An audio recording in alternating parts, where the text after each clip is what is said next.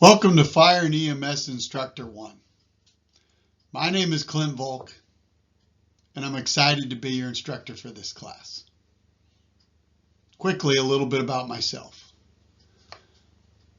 I currently hold the rank of Fire Chief for the Union Fire Department, also known as Mason County Fire District 6. My fire service career started way back in 1993, and I became a certified Fire and Emergency Services Instructor 1 in 1996. That gives me 32 total years of emergency services experience and 29 years experience as a Fire and Emergency Services Instructor. I enjoy educating emergency workers, and I'm excited to instruct you in this course. This course will be utilizing a hybrid format where we'll be using a remote instruction and in-person instruction format. So you'll be doing a lot of work on your own at home and then a smaller portion of work in person with me. So the remote work will be done using the Inst Resource 1 platform, and then a smaller portion will be done here at Fire Station 6-1 in Union with me as the lead instructor. So I'm super excited that you're on board with me here and that we can get to work making you a competent instructor that can have a significant impact for you and your emergency services organization. So here we go. Excited that you're with me, and let's get to work. Our first learning objective is to discuss the characteristics of an effective instructor. The following slides and lecture will answer the learning objective question, so follow along closely. You will notice that the term teacher is only used a couple times in this course. This is intentional. The difference between a teacher versus an instructor for our course is as follows. A teacher might teach a math class to a group of students. A fire service instructor teaches fire behavior theory and then takes his or her students to the drill ground to work on hands-on technical skills. Formally, the instructor has the responsibilities of training their personnel in the fire and emergency services in both academics as well as the advanced technical skills needed to complete the mission of their respective organizations. That really is the difference between teacher versus instructor in our industry. Now, education versus training. The terms education and training are often used interchangeably by other organizations. But in fire and emergency service organizations, however, they have very different meanings. Education in our industry is generally understood as the acquisition of knowledge, usually through academic means, such as college or university courses. Training, however, is primarily the transfer of knowledge regarding vocational or technical skills. A lot of times hands-on training, like we've sent you to Fire Academy. So you're getting that kind of training. So education versus training, two very different things in our industry.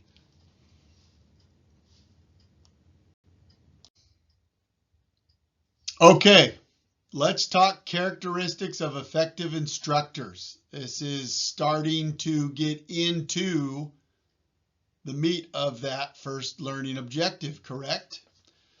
Training and education are provided by the Fire and Emergency Service Organization Training Division. Now, most of us in Mason County are not large enough to have our own standalone training division. So majority of us are wearing all of those hats, right? Most of us are doing training and operations and safety.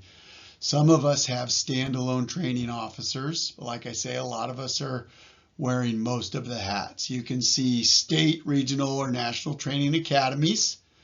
We have a fire training academy up at North Bend.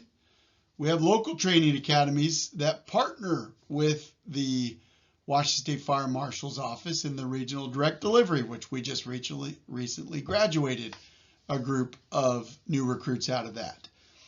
Vocational technical schools, community colleges and universities, professional organizations, and private training providers. Best example of that is Fowler Fire as a private training provider. These are examples of effective instructors in regards to these elements being in play. Okay, here's some more characteristics of effective instructors. Now we get into the meat of it. Do you have the desire to teach? Because if you don't, I strongly urge you not to do it, and you're going to hear me talk about that multiple times. Do you have motivation? I want you to have motivation. Motivation is a huge piece of this. Subject and teaching competencies. Do you know what you're doing? You don't have to know what you're doing right now, but to teach something, you need to learn about it. You need to master it before you can go teach a group of students that skill. Leadership abilities. Our effective instructors need to be good leaders. Don't have to be great, but you need to be good. Strong interpersonal skills. We're going to talk about that quite a bit. Preparation and organization, ingenuity, creativity, and flexibility. So here we go. As we continue down our list, we'll talk about empathy, conflict resolution skills, fairness is a huge piece, personal integrity, honesty, and sincerity, all at great depth. Okay, now we're going to start our deep dive here. The desire to teach. Our instructors often telegraph their desire to teach as enthusiasm, and it is contagious. You all know those instructors and teachers that captured you right out of the gate with their enthusiasm, and you remember their names right now, Mr. or Mrs. So-and-so. When our instructors show interest in a subject, they can generate enthusiasm in both students and administrators alike. Our bosses are watching also. When the educational experience becomes fun and exciting, our students' willingness to participate increases and learning outcomes improve. It's just fact. As a result, administrators are more likely to support instructor and curriculum needs. So when we ask, hey, I need more resources to make my classes better or do more classes, when they see your classes are productive and your students like them, they're going to support you in that endeavor.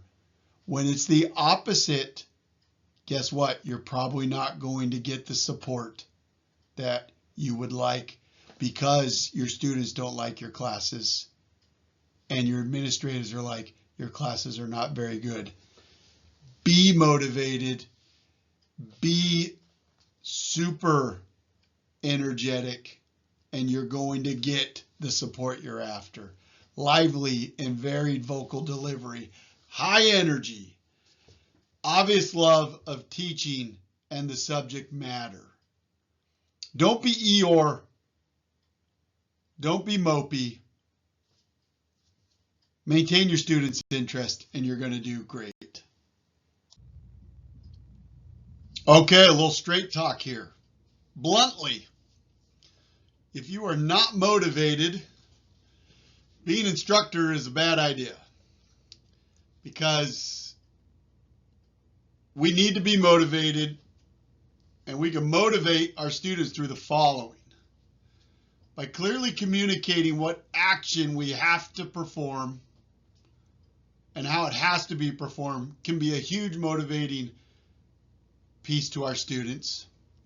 By showing our students the importance of the presented information, Making the knowledge and skills easy to understand and learn, especially if we can make it fun. Allowing for mistakes as students practice and improve. Setting that positive training environment is huge. Especially when they feel like, hey, I can learn here, I can practice, I can fail a little bit, but not get discouraged. Encouraging the students during the learning process is also a big piece. Using positive reinforcement, and then when needed, we're going to use constructive criticism as necessary. Because we are, in the end, coaches also. If somebody needs coaching up and we're doing our process and there is areas of improvement, my job is to identify those areas and then help them improve. I'm not going to tell somebody that's struggling, hey, you're doing fine, and give the no child left behind piece and be like, well, they're not good at that, but I'm not going to tell them and move them along. And they're inadequate at taking a fire hydrant. And then here comes a fire and they can't take a fire hydrant. And it's like, no, that's not appropriate. They need to be able to take a fire hydrant. So in the motivation, ways we can instruct, you just heard me speak to it. All of that applies. And then in the end, we have a quality assurance piece also. Clearly communicate, absolutely. Showing the students the importance of the presented information, absolutely. And then making the knowledge and the skills easy to understand and learn, yes. All of that are huge pieces to this. It's going to make them succeed and make us highly successful as instructors. Okay, I've got a couple must-be's of instruction. Back to that motivated. I want us to always, we must be motivated to achieve goals and encourage similar motivations of our students. Highly motivated people in our business. I want us to be highly motivated people. We must be motivated to show our students our willingness to help each individual learn by giving each of them the opportunity to do so, every opportunity to do so. We'll be our students' greatest examples of the good or bad that they're going to carry with them in their careers. I promise you that. They're going to remember us by name. Either talk very well of us or very poorly of us. Remember that. Let's not let them down. You can see on our slide here ways that we can continue to motivate is allowing them to make mistakes and practice and improve. Running joke, I once saw a way a preschooler learns. In fact, somebody brought it to one of our drills years ago. And they scratched out preschooler and they wrote in firefighter. And it was like, yeah, it's pretty darn close. Allowing us to make mistakes, allowing us to play with it, allowing us to break it, allowing us to fix it. Those kind of things encourage us during the learning process. Positive reinforcement. Tell us, oh, hey, you're doing great. Keep it up. And the constructive criticism, which we talked about. All of it plays. All of it plays. We're building a team here.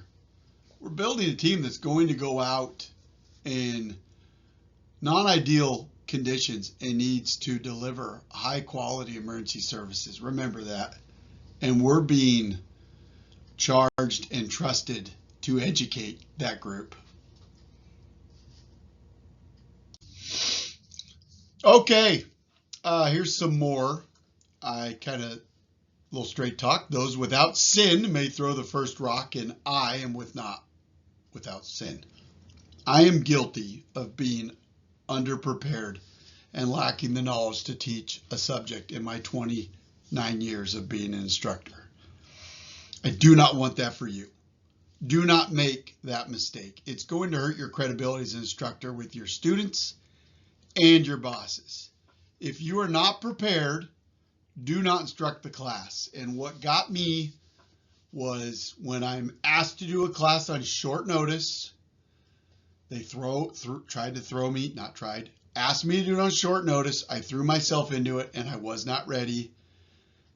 The class suffered. I suffered as an instructor. Don't do it. If you don't prepare, if you're going to take a class on, prepare for it. Get ready.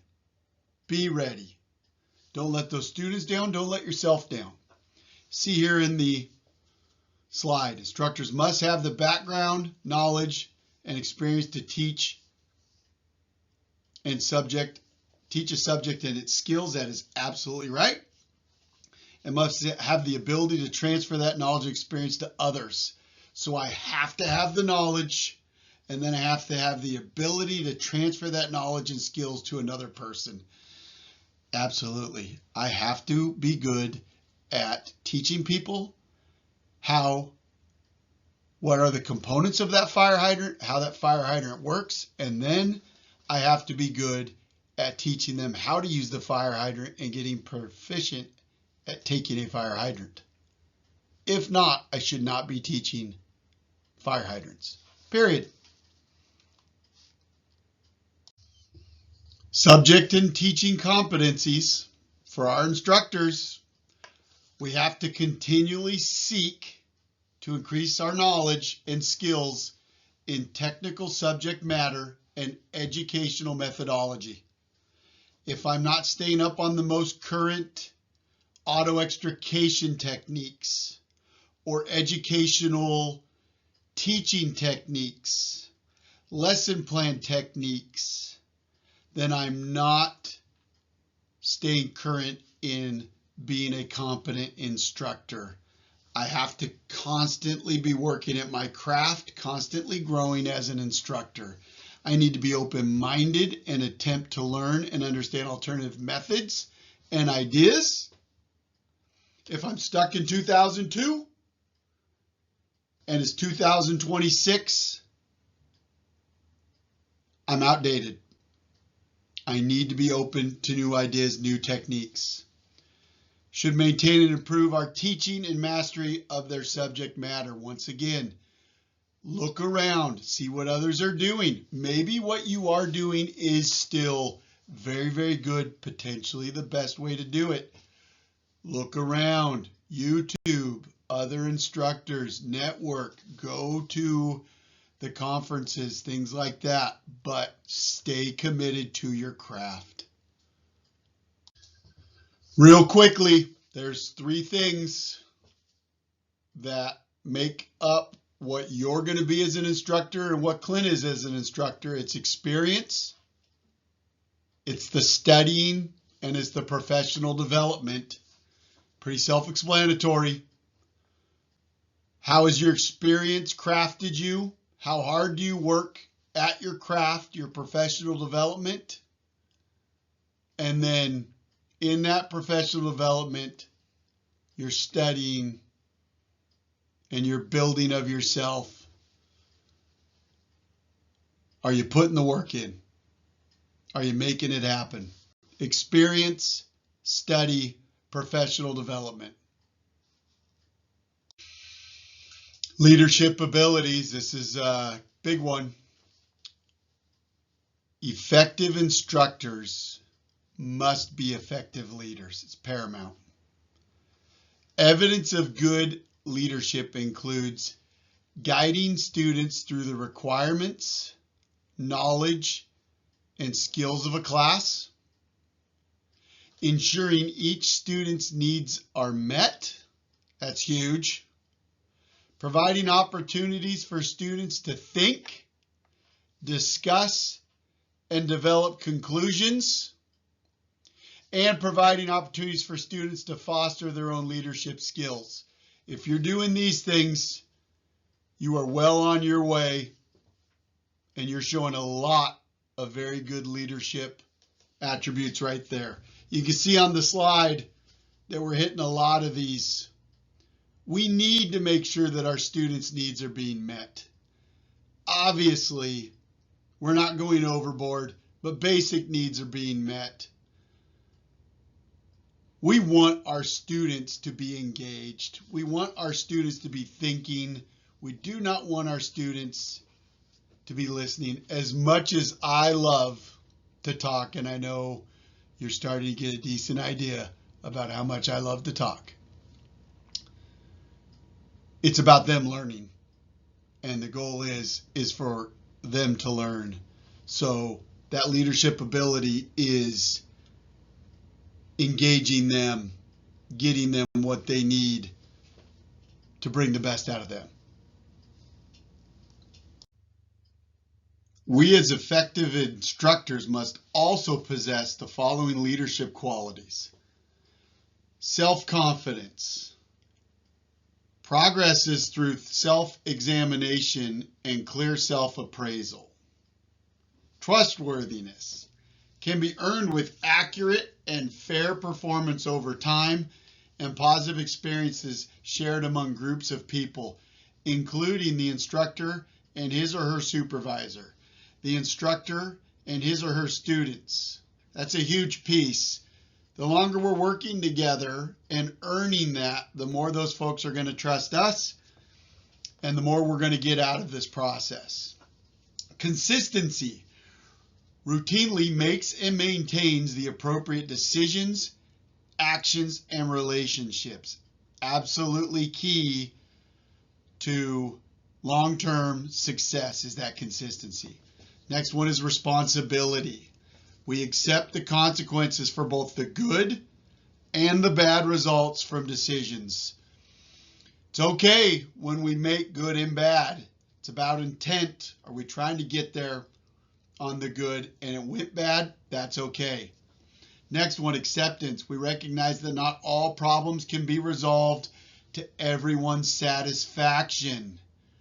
It's never going to happen. Not everyone is going to be happy with everything we do. The last one is expertise. Teaches only from developed skills and abilities based upon knowledge and experience. We talked about that a few slides back. I need to be playing to my strengths. So do you. If I'm teaching paramedic skills and Clint is not a paramedic, this is not something I'm going to have expertise in. This is bad news for Clint. I'm going to have no credibility. The students know this. Clint knows this. And it's not going to be good for anyone. So expertise, self-confidence, trustworthiness, consistency, responsibility, acceptance, and expertise. We as instructors must have strong interpersonal skills. Connecting is everything that we do. Clarity. Clarity involves the ability to precisely and clearly explain concepts and processes through a systematic presentation of material. When students do not understand the material, the instructor must be able to restate the concept in a style that students will understand. So Clint has said it one way, and I think, hey, boy, I'm a great communicator. Nobody understood what I said. I've got to be able to connect with my students. Clarity is a huge piece. I need to restate it in a way that they understand it. Sensitivity and fairness, I think, are pretty self-explanatory. Sensitivity being a piece that we are kind of just expressing in who we are and how we are out to the crowd. I'm not coming off too brash or anything like that. And fairness, we spoke about earlier in the presentation. I am equally presenting myself in the same manner to everybody in the course on every level. To how I greet you, to how I present to you, to how I evaluate you. Fairness on all levels.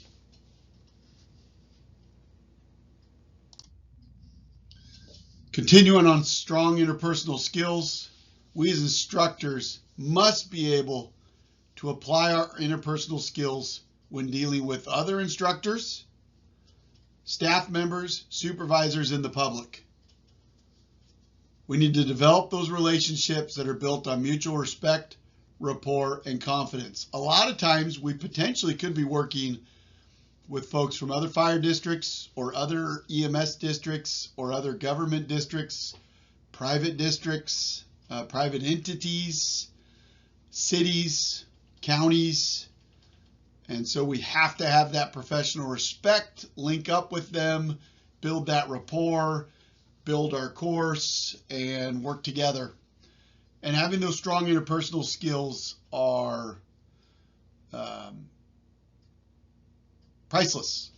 They are 100% needed, and they will serve you very, very well. So develop those and use them every time to your advantage. Preparation and organization. This is easily the bedrock of who we are as instructors. Preparation and organization, when I took this class, what did I say, 29 years ago? I think it was 96, was where they started us off in our training.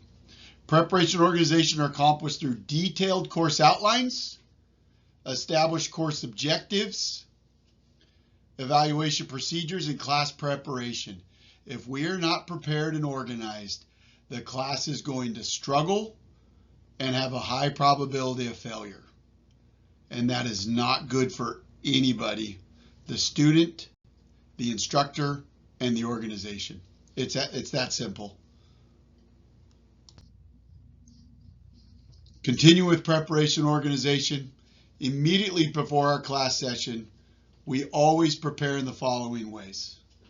We practice our presentation to determine whether sufficient time and materials have been allocated for the topic. I always do a dry run through what I'm presenting just to get a flow so that I have my cues on how I transition.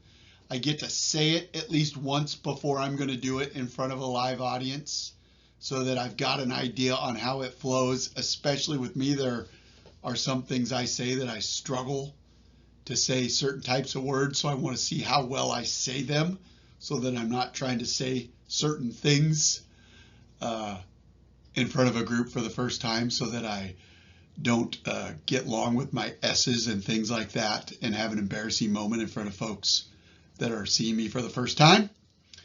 Always arrive early to class. Don't be late.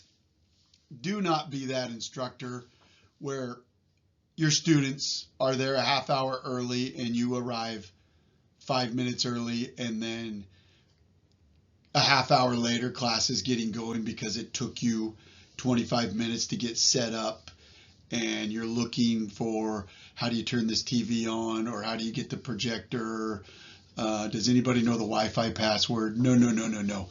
You're there early, you're getting set up. I like to be there half hour to 45 minutes early because something always goes wrong. I want to be ahead of the game on that kind of stuff.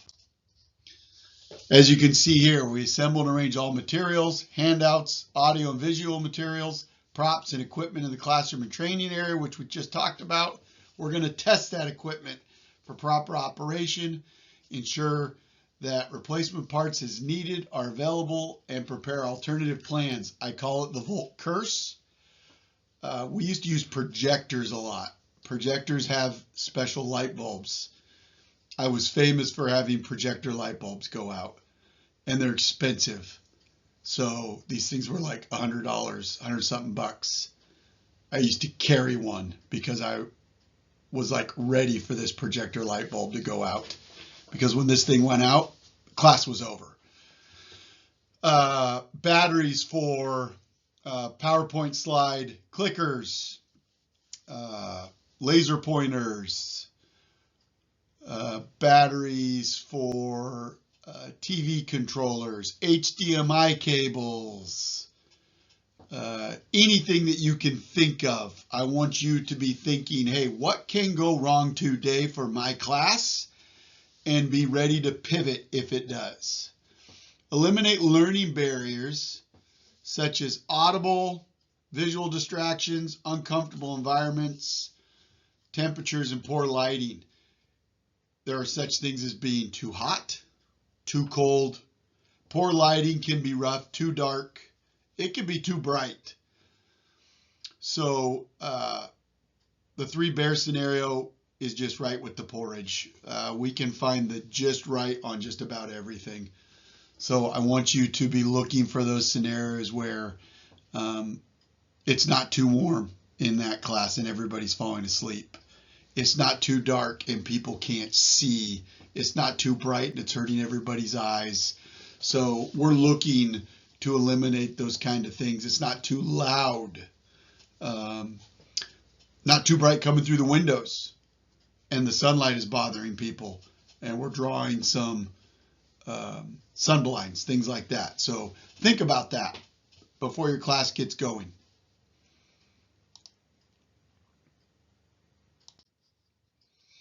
Okay, ingenuity, creativity, and flexibility. An effective instructor understands that a teaching or learning technique suitable for one student or group of students may not be suitable for another. Another thing that I am famous for is kind of like a stand-up comedian. I have a routine that works for 90% of the classes that I teach. And then for 10% of them, it bombs. And I'm shocked when it bombs. But that's exactly what this is talking to, is I need to be ready when my one technique doesn't work for one group. And I'm like, boy, I'm bombing with this style. I need to be ready to transition. And it's about flexibility. So instructors must also be flexible and able to alter the training process quickly when there are changes in the environment. Clint's bombing. Props, maybe my props aren't working. Equipment, Clint's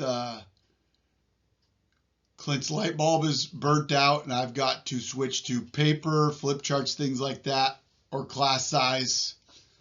I thought I was going to get 32 students. I have 8. I thought I was going to have 6 students. I have 24.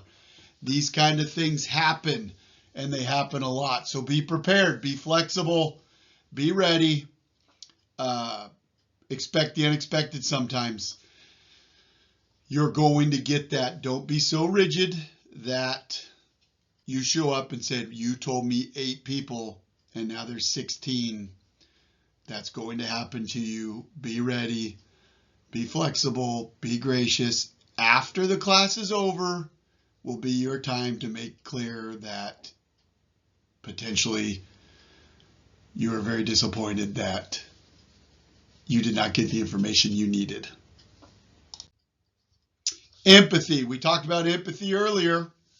Simply put, empathy is the ability to understand another person's feelings and attitudes. We're going to see it a lot as we're looking out into that crowd and seeing these faces looking back at us. Empathetic instructors have a sincere desire and personal interest to help individuals learn without patronizing or acting superior or threatening. Having and demonstrating empathy is especially important when working with students who have learning difficulties. If you find yourself in an atmosphere where you have a group that have identified, hey, we have learning difficulties, then you're going to really focus on your empathy towards that, and you're not going to be you are going to be very delicate towards that area and make sure that you do not trounce anywhere around that. Like if we had a group that struggled with dyslexia, I'm going to be very sensitive around that topic or those challenges, correct? So yeah, you can see here with the empathy. The instructor's on empathy. I can work on my sensitivity, my understanding, my sincere desire, my personal interests to the students, their point of view, their opinions, their problems, their challenges, their barriers to learning and communicating. There's a lot going on there. Empathy on both sides, the instructor's empathy, the student's empathy. And it's a very complicated word. There's a lot of emotion there. So, but it's something that plays a huge part in what we're doing. That connection, really, student and instructor, instructor to student, building that bond, that connection. Conflict resolution skills. There is going to be conflict, especially wrong.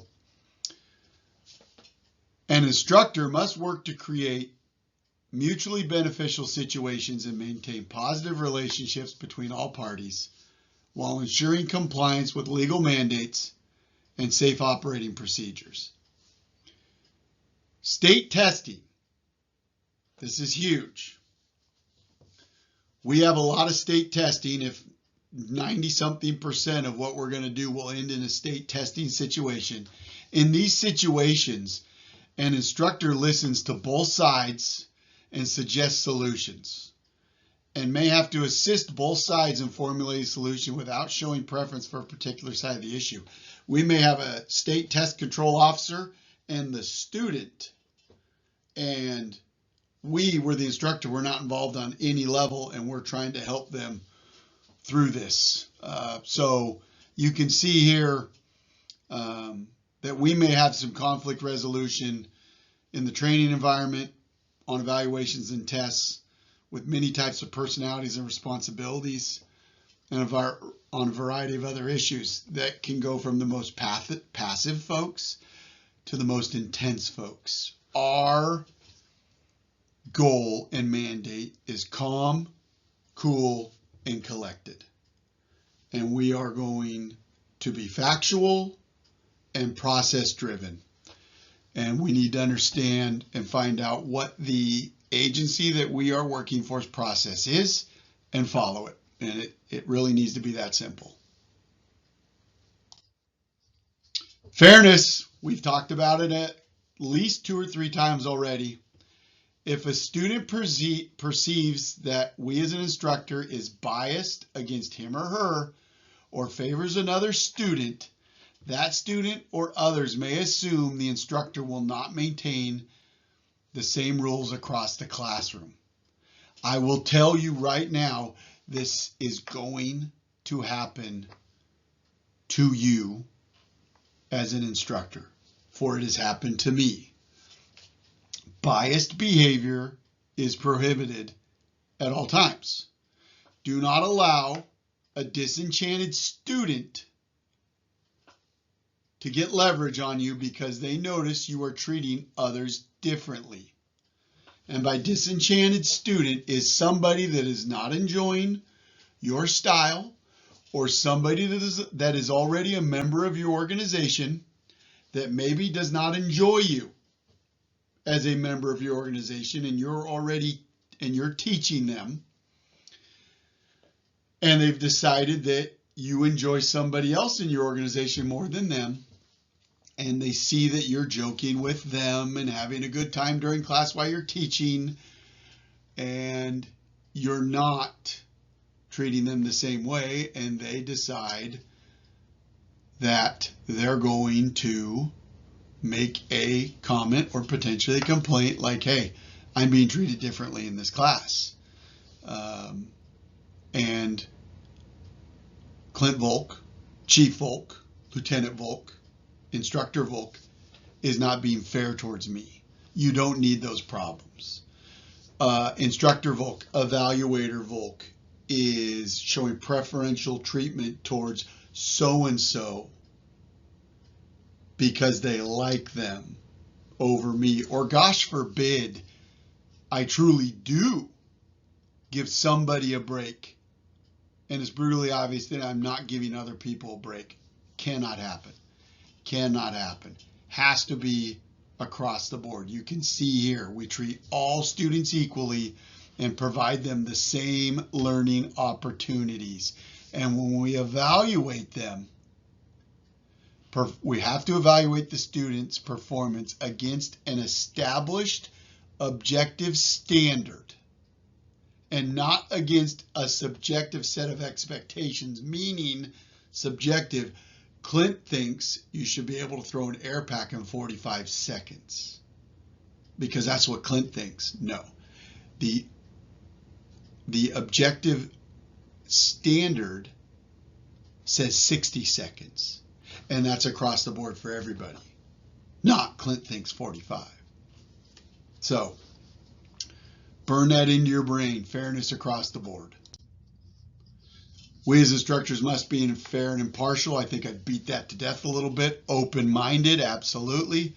Willing to hear, consider, and discuss ideas. Yes, the days of saying, because I said so, are gone. Obviously, there is a point in time where the discussion is over, but it will be after a lengthy discussion. We're willing to listen and understand the students' concerns, needs. We're here to listen. Personal integrity. Can't emphasize this enough. In the end, it's all we have is our personal integrity. Our word is truly our bond. Lose it, and we are truly lost. It's based on our individual's values and morals. Personal code of ethics, as you see on the slide, provides the instructor with specific guidelines for actions and decisions.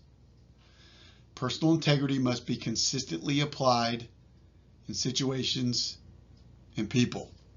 But really, in the end, it's who we are as the person. My integrity is who I am as Clint Volk. They say integrity is what we do when others aren't watching. But it's what Clint does. It's who Clint is. And it's why people either trust Clint or they do not. So it is the best version of Clint, and I want everybody to be the best version of themselves.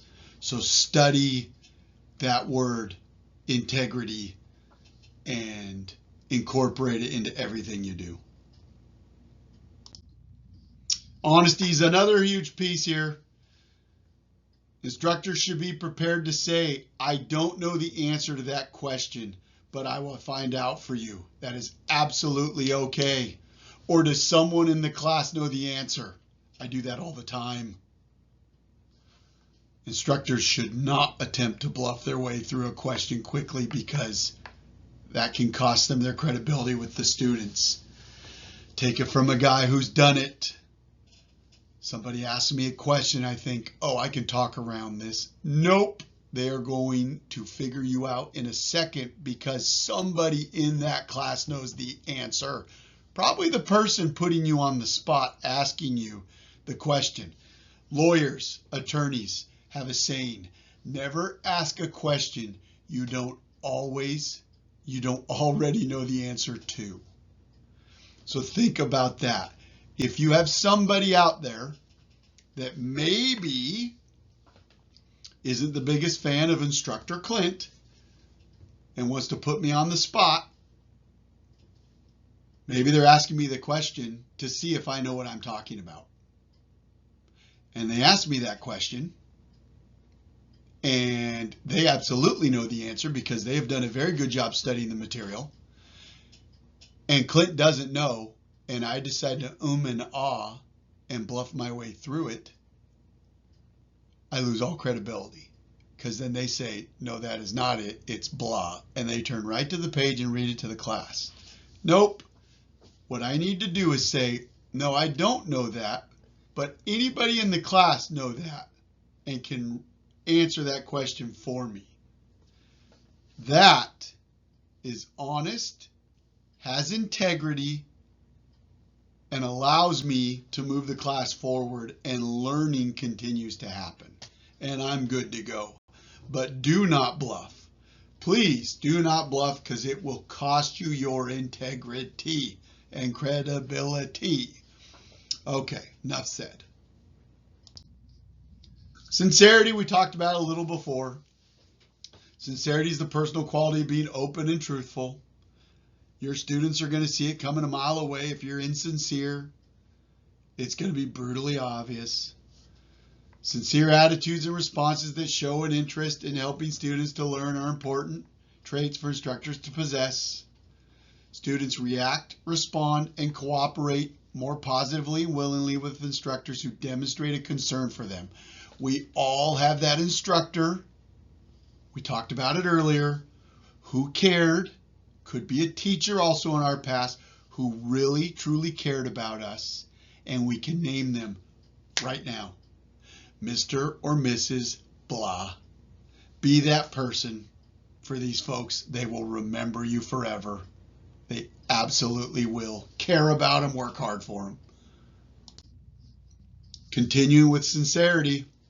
Most instruction is based upon the instructor's ability to communicate information both verbally and non-verbally to students. They say a good portion, like 70% of what we're saying is done non-verbally. Communications that are not sincere, such as sarcastic remarks or offensive jokes, don't do that. Offensive jokes aren't getting you anywhere. Undermine an instructor's educational message and distract students from their learning or put them on the defense. You don't want to do that, especially in 2025, going into 2026. I'm recording this on New Year's Eve 2025. You're watching this in 2026. So emotional reactions of the class can hinder the effectiveness of communication also. So let's not do that. Keep it pretty neutral. Okay, objective 2, we're going to discuss the duties and responsibilities of an instructor 1. So let's get into this on these next slides, and we'll keep this thing moving forward.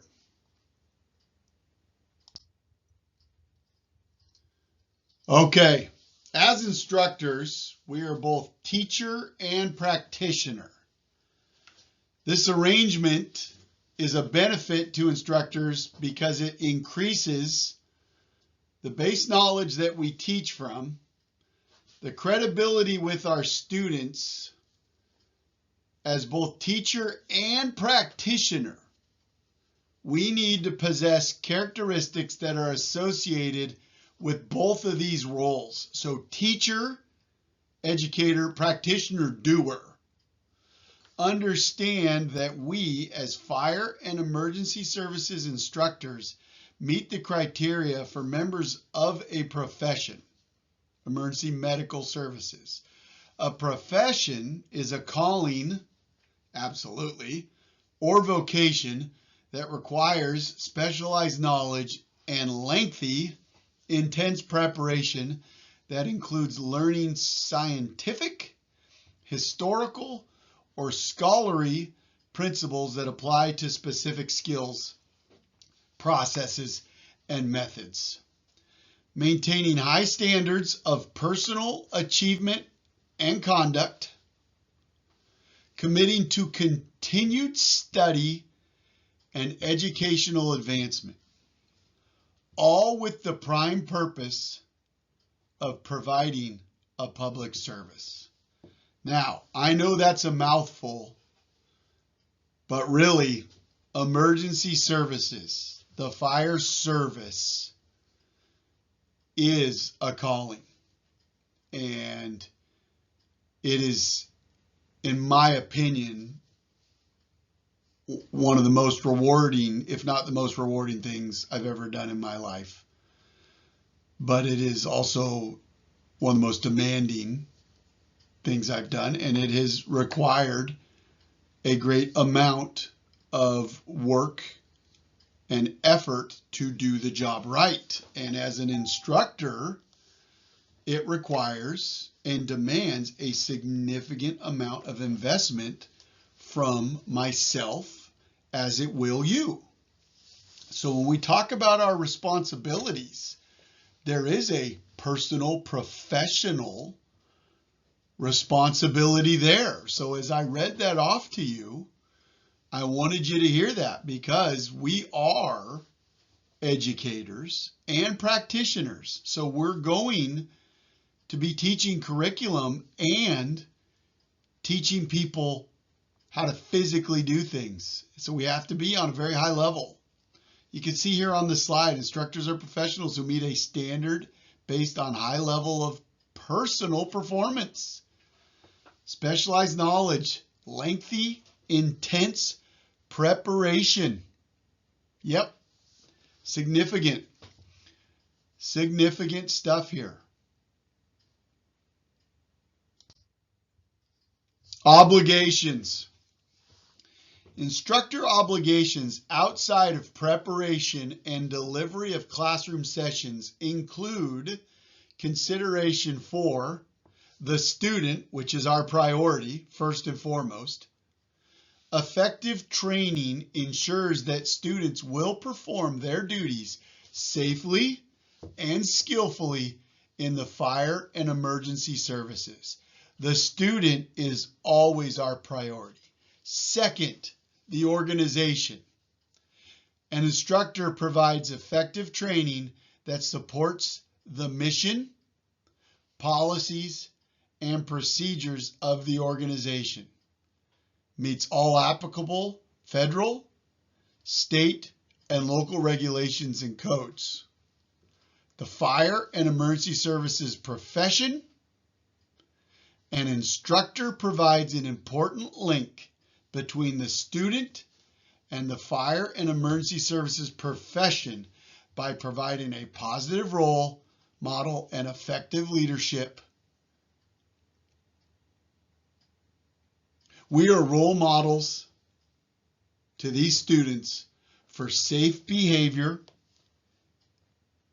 in the fire service. We as instructors have an obligation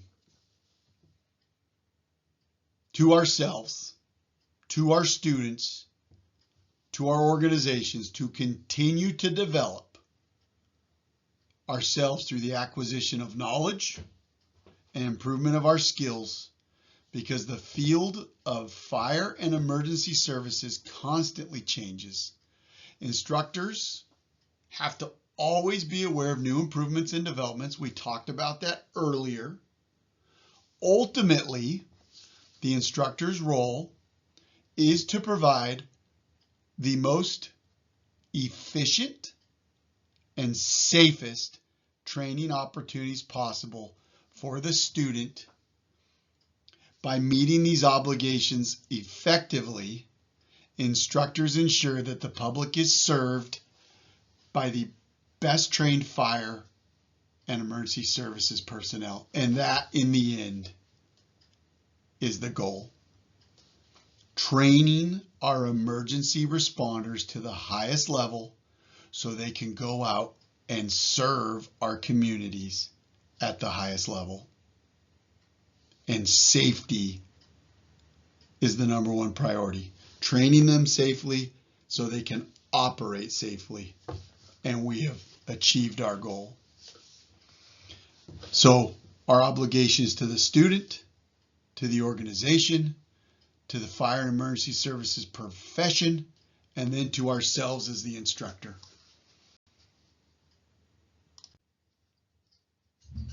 Challenges. We've got a lot of them. Standards. They require research, and I advise you not to bluff your way through them. One of your students in your class are going to know the standard and will correct you in front of everyone. It has happened to me, and it's no fun. So research your standards. Instructor priorities. Instructors need to balance multiple responsibilities within the organization. It is critical that the instructor devote an adequate amount of time to prepare and provide quality training. We as instructors must understand that we are responsible for estimating the time required for course tasks and assignments and for making suitable schedules and arrangements to fulfill each goal. Student priorities as a challenge. Instructors should be aware of time constraints and other outside influences on students' ability to train. We need to respect our students' time. Students' diversity is a challenge.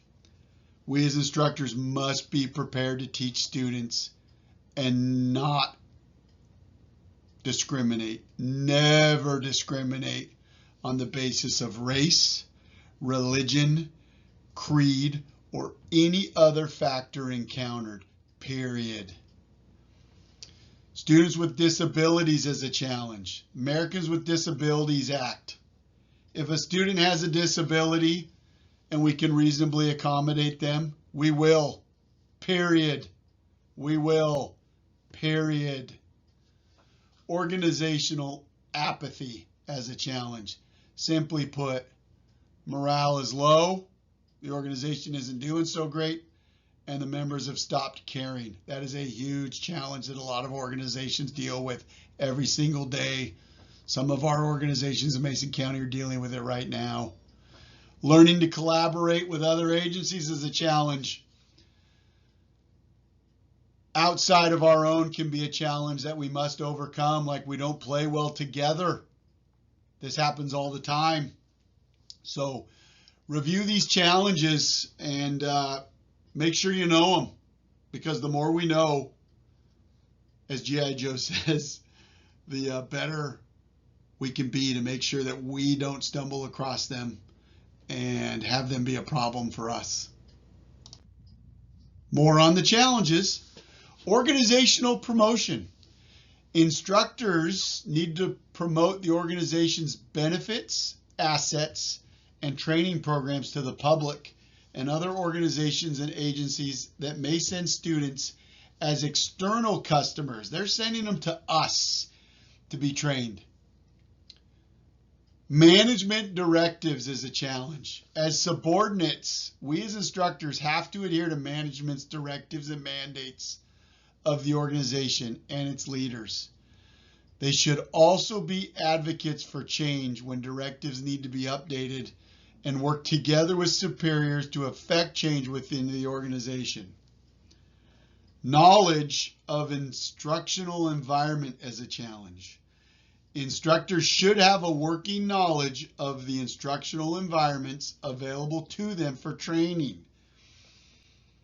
If these locations are not applicable to a planned lesson or training session, the instructor must seek out an appropriate environment. Meaning, if your class isn't very good, find a better one. Safe training environments as a challenge. Yeah, that's a tough one. Always is. Instructors need to be familiar with local, state, and federal safety regulations as they apply to all fire and emergency services training. Students must be assured that safety is the primary, I'll say paramount, concern of the organization. If it isn't safe, we don't do it, period. Period, period, period, exclamation point. Course schedules is a challenge. Instructors may be asked to take a role in planning and scheduling appropriate and required training sessions. We need to be prepared to seek out any training formats that help to meet necessary training requirements for their organizations. So, training schedules are tough. Meeting mandates are tough. So get with your training officers. Make those training calendars legit. Funds and resources as a challenge. Always. We're obligated to use funds and resources effectively and efficiently. We don't get a lot. We have to penny pinch. We're always seeing our funds decrease. Training programs are always the first to be affected. Where do we cut first? Training.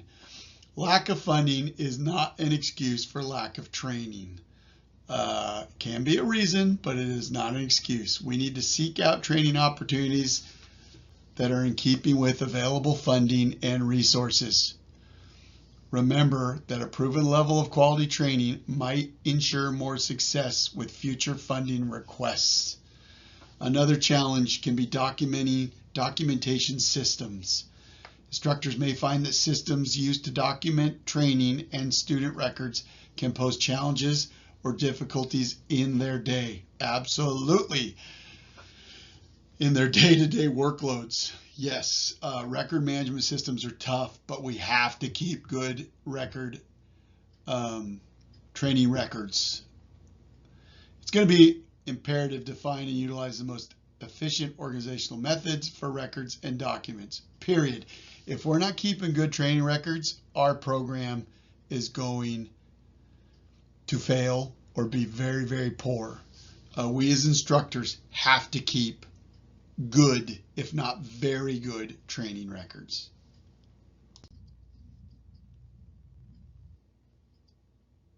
Okay.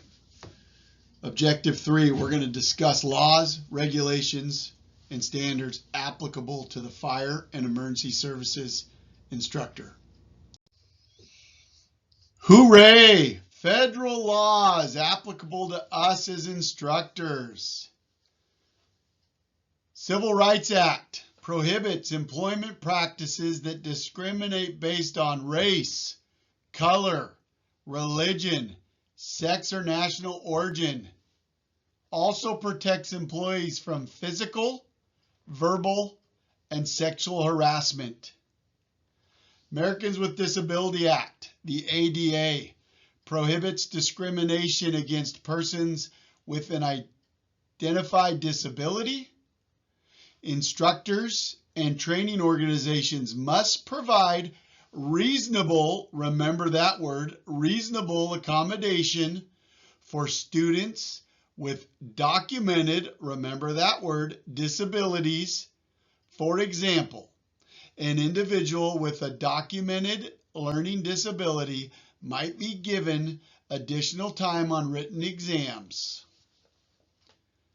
Privacy Act establishes a code of fair information practices that governs the collection, maintenance, use, and dissemination of information about individuals that is maintained in federal records systems. Prohibits the disclosure of a record about an individual from a system of records absent the written consent of the individual, unless the disclosure is pursuant to one of 12 statutory exceptions. It provides individuals with a means by which to seek access to and amendment of their records, and sets forth various agency record-keeping requirements. Family Educational Rights and Privacy Act, better known as FERPA. This is a federal law that protects the privacy of student education reports. This is why Clint just doesn't run around and show everybody, hey, look at everybody's scores. So this is why a lot of times, Clint, there will be a number, a student ID number that only Clint knows his student ID number, and then there's a grade so that people don't know what Clint got, so that I have my privacy. Okay, back with real quickly to the ADA, the Americans with Disability Act. Reasonable accommodations and the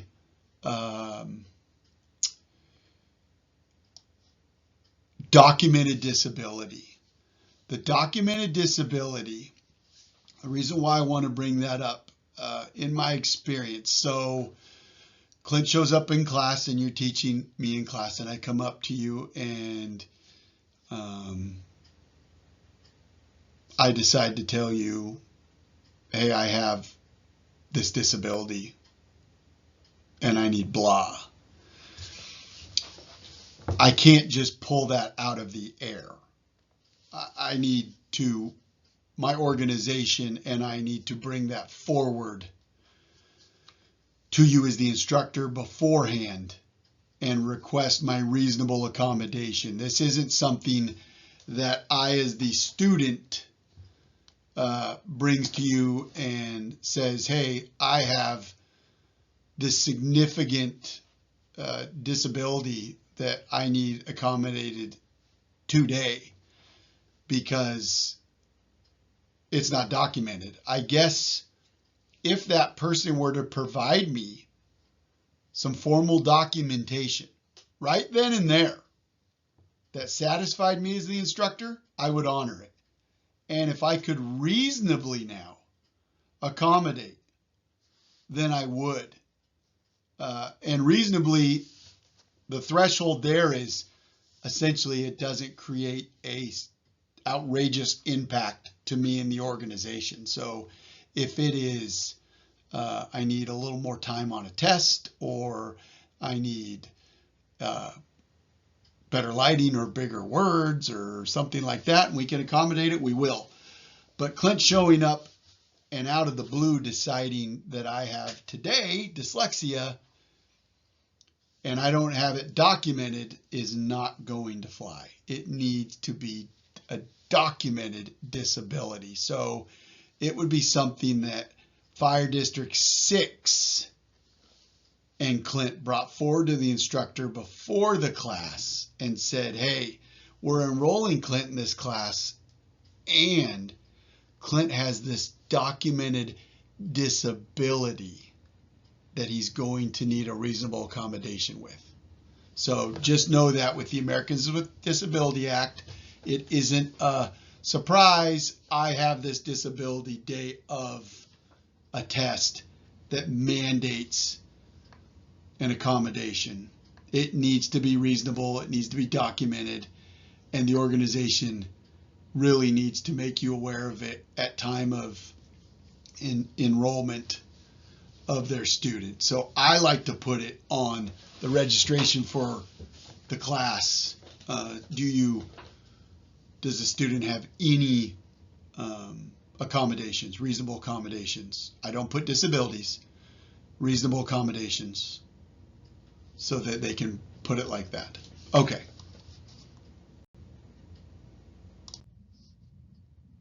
Regulations. More fun stuff. Legislative body has the legal sanction to establish agencies that can establish rules regarding a particular activity or action. An example is OSHA. In Washington State, it was called WISHA, established by the U.S. government. These rules are known as regulations and carry the force of law. Some examples of regulations include 29 CFR 1910.120. This is the Hazardous Waste Operations and Emergency Response. Another example is 29 CFR 1926.651. This is specific excavation requirements, trench operations. Lots of regulations in our industry.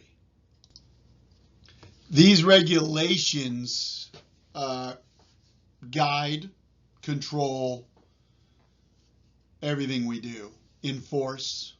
So in the instruction world, we train to a lot of these.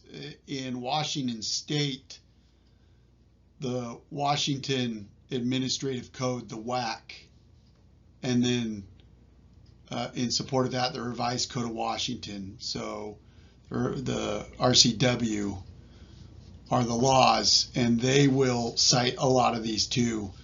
So you'll see WACs and RCWs that we train to, because those are the laws, and then a lot of them will cite federal or NFPA standards that we have to comply with. So regulations are riddled in everything we do, and we train or teach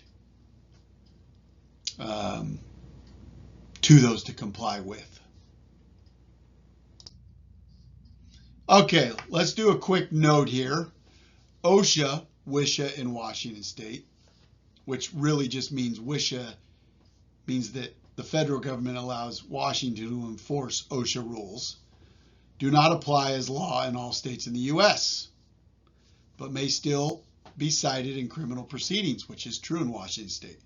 That said, in non-OSHA states, many local agencies follow OSHA regulations because they are nationally recognized safety standards.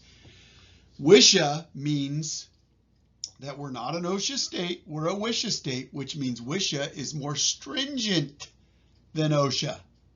So OSHA is nicer than WSHA. So know that in Washington state, WSHA is more stringent than OSHA. So yeah, it's just harder in Washington. Codes and standards.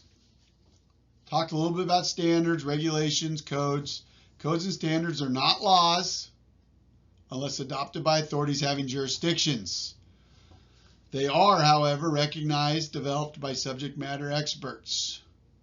Just because authority having jurisdiction has not adopted a code or standard as law does not mean that an instructor may not be held accountable under that standard in a court of law.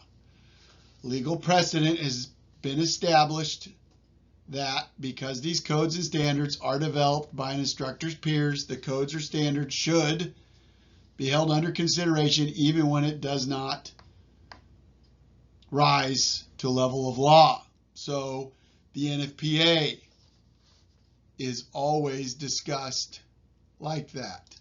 And I'm just hopping over here because I want to make sure that I do a little quick research. The National Fire Protection Association does a lot of standards that do not get adopted. But what's interesting is they get cited in a lot of court rulings by judges. So, but they're not laws. Well, they might as well be.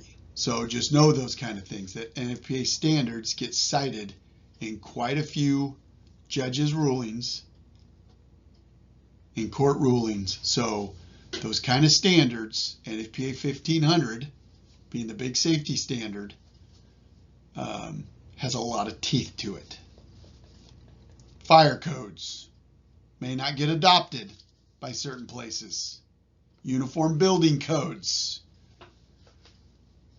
but have a lot of teeth because they're going to be potentially held by the courts as having full weight.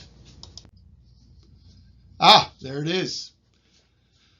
More codes and standards. Legal precedent has been established that because these codes and standards are developed by an instructor's peers, the code or standard should be taken under consideration even when it does not rise to the level of law.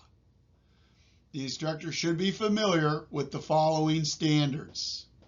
And you can see that, good for me, I hit the 1500 on the very bottom. NFPA 1001, the standard for firefighter professional qualifications. More commonly, Firefighter 1 and Firefighter 2 is where that comes out of. NFPA 1403 is the standard on live fire training evolutions. And then the NFPA 1500, the standard on fire department occupational and health programs, which I call the safety standard. So know those very, very prominent NFPA standards. Standards versus regulations, just a slide here showing you the legally enforceable, not legally enforceable, can be used to create case law. Look at those in your book, see the legislative body and how that looks, study that. That's slide 1-40. That will be towards the end of chapter 1. And here it is. We're to the end of the lecture on chapter 1. I hope you're getting your first taste of Clint and his lecturing. I see that took 1 hour and 17 minutes. So continue to study the material, the resource 1, the quizzes, the test. complete that assigned work, the quizzes in Resource One platform. Appreciate your hard work. Keep it going, and we'll keep this thing moving. If you've got any questions, feel free to reach out to me. I am a resource for you. My email or my cell phone that you've gotten via the email that I sent you, utilize me as much or as little as you would like. So I will see you on the next lecture. Take care now. Bye-bye.